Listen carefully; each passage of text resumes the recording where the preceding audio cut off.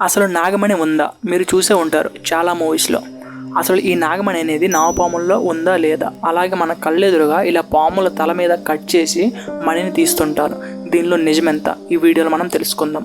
మన పురాణాల్లో ఏ పాములకి లేనంత ప్రత్యేకమైన స్థానం నాగుపాములకే ఉండడం. మన హిందూ పురాణం ప్రకారం నాగుపాము యొక్క తన తల మీద ఆభరణంగా ధరించే ప్రకాశవంత మణినే నాగమణి అని పిలుస్తూ ఉంటాం. ఈ నాగమణి అసలు ఎలా ఏర్పడుతుంది అనే విషయాన్ని పురాణాల ప్రకారం ఈ విధంగా తెలిపారు. స్వాతి నక్షత్రం రోజు వర్షం పడినప్పుడు ఆ వర్షపు బిందువు నేరుగా నాగుపాము యొక్క నోట్లోకి వెళ్ళడం ద్వారా మణి ఏర్పడుతుందని మన ఇతిహాసాలు అయితే చెప్తున్నాయి.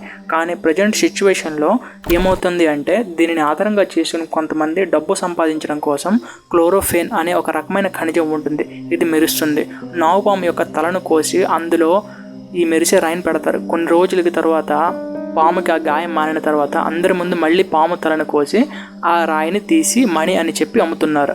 అయితే ఇలాంటివన్నీ చేసే పాముల్ని హింసిస్తున్నారు. అయితే 2018లో ఇలానే ఓ ముగ్గురు ఫేక్ మణిని పెట్టి ఆ రాయిని అమ్మడాన్ని చూశారు. కానీ చివరికి నిజం తెలిసి వాళ్ళని అరెస్ట్ కూడా చేశారు. అయితే ఇలాంటివి మీరు మన జీవితంలో చూస్తున్నట్టయితే పోలీసులకైతే తప్పకుండా ఇన్ఫార్మ్ చేయండి.